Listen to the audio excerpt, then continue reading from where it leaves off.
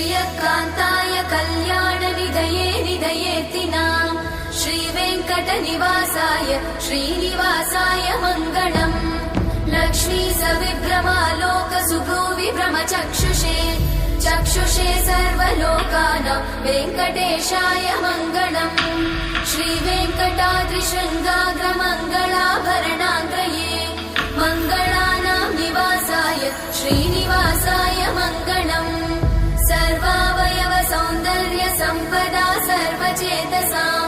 सदा सम्मोहनायास्तु वेङ्कटेशाय मङ्गलम् नित्याय निरवध्याय सत्यानन्दचिदात्मने